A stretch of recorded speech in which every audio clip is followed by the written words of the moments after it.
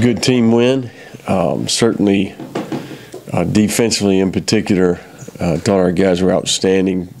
They challenged you to play disciplined football. Thought our guys communicated well, certainly got aligned correctly. And for the most part, we tackled well. I think they had 90 yards, I think, at the half. And we really gave them a couple cheap scores with the muff punts and an undisciplined horse collar penalty. So, really proud of the defense and the progress that they continue to make. Coach Roberts and his crew have done a really good job. We've made significant improvement.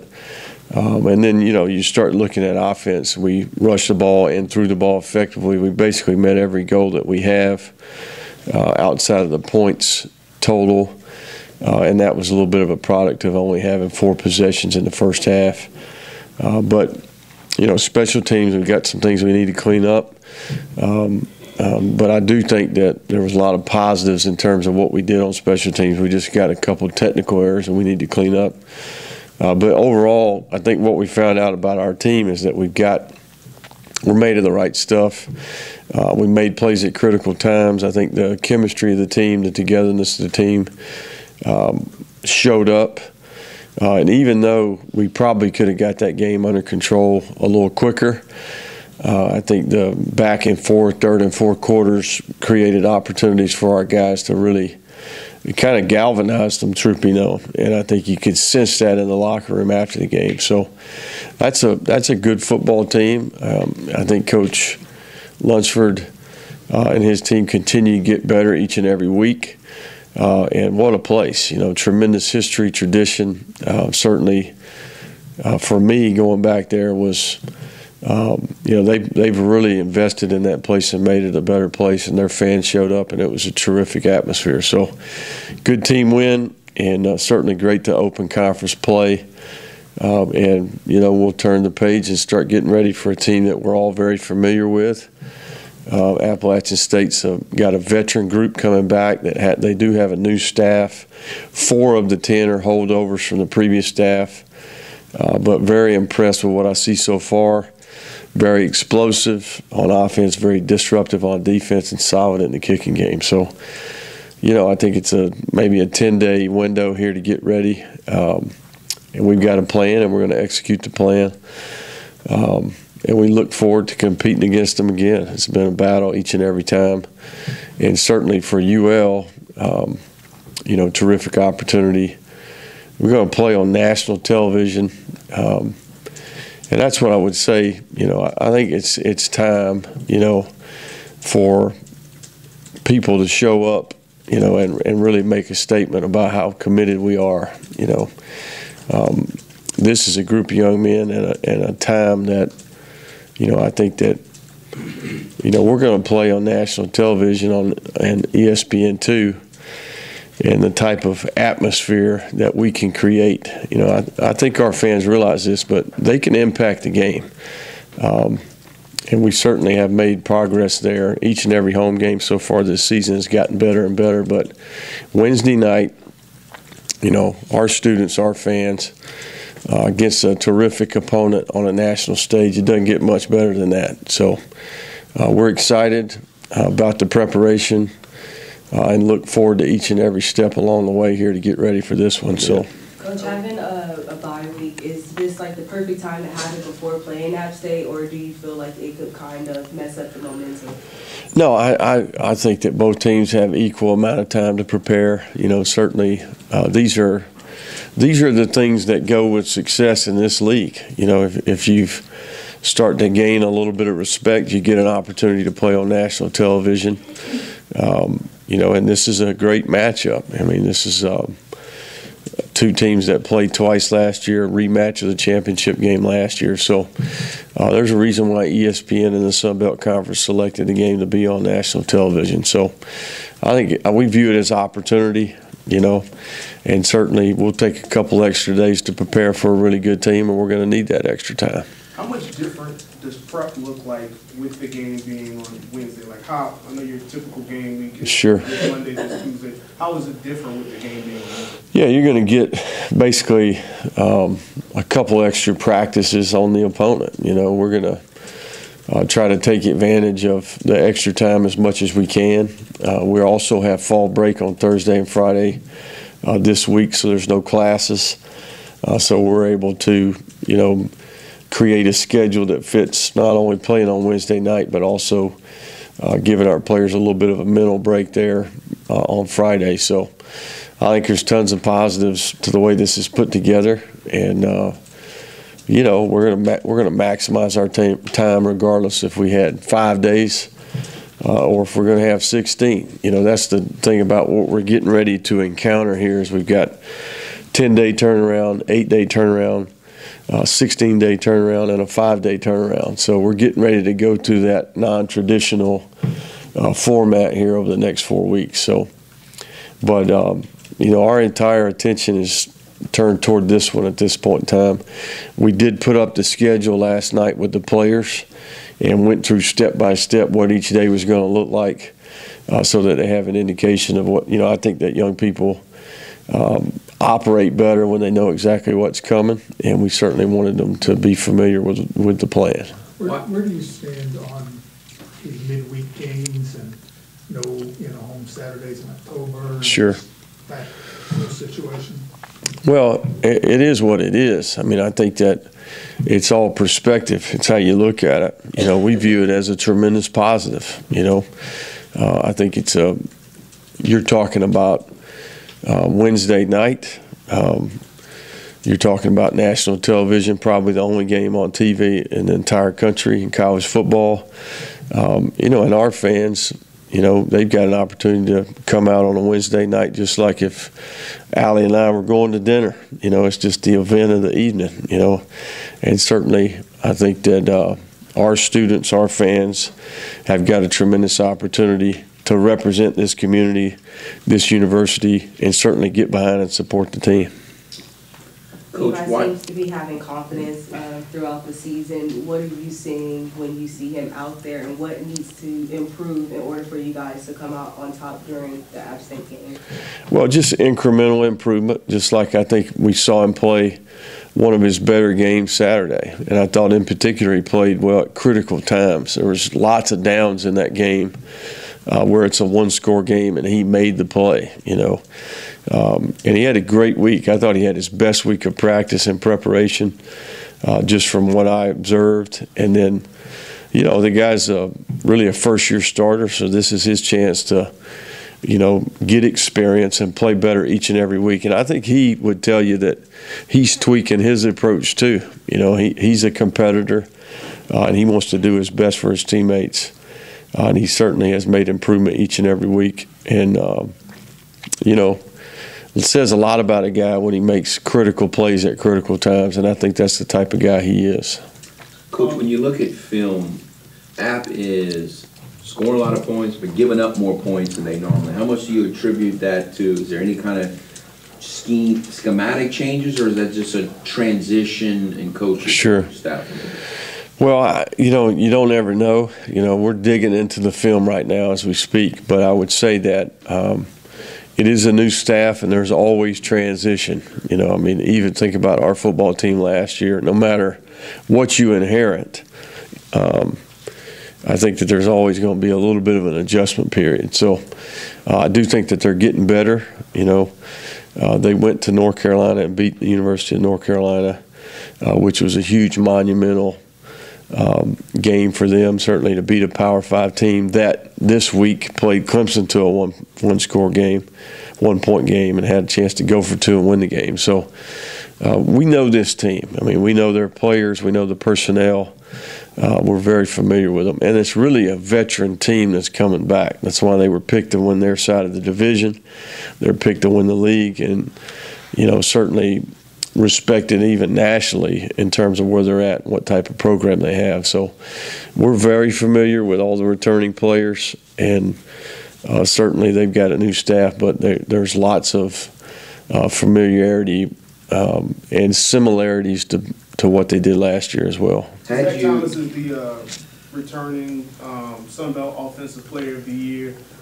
What makes him such a dangerous player for them? Well, he can get loose on you on the ground. The guy can scramble. He can extend the plays. And they, in the zone read, quarterback run world, he's got enough finishing speed to where he can go the distance. So, you know, that's a consensus amongst, you know, media and coaches in this league. The guy's not only an effective passer, I think he's improved as a passer, in particular this year so far. So the numbers would reflect that. And they've got a great group of skill players coming back as well, at receiver, at tight end, at running back, 4 out of 5 offensive linemen. So this is a veteran group that's in a new system, and certainly their head coach is an accomplished play caller and coordinator on offense. So they've got plenty of things that we'll have to prepare for. Had you not fumbled any punts and not missed any field goals and won these games more comfortably, like you've alluded to a few times, do you believe in the concept of peaking too early, or is there any positives that can come out of winning and yet not being perfect? Yeah, I think that's a great question. You know, I think we've benefited from the adversity that's been presented, if that makes sense. I think it's going to bode well for us going forward. As a coach, you want to eliminate that stuff as quickly as you can, but adversity presents opportunity. You know, struggle produces growth. So you find out a lot about your team. We're doing this on the road as well, so it's a compound effect, I think.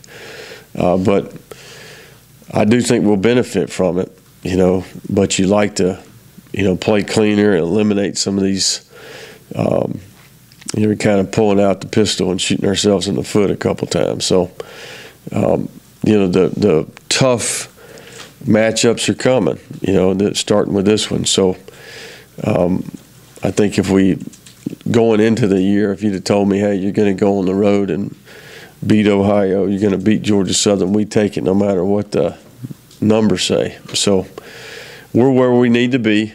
You know, we're 4-1, certainly won our first conference game, and we're in position to host the former league champion, and that's all that matters. You know, we're just going to turn the page and turn our entire attention to this game, this mission, you know, different time, different location, and a little bit more time to prepare. So it's about making the most out of this amount of time and being the most prepared team that we can be when the game gets here. Related to that, with special teams, might you continue to go back and forth with the kickers, or do you want to settle on something there? And how does, you know, having short-range consistency but not necessarily long-range impact, you know, play calling and decision-making, especially in a close game? And then also, you know, are you going to open it up at punt return, or are you going to stick with your guys?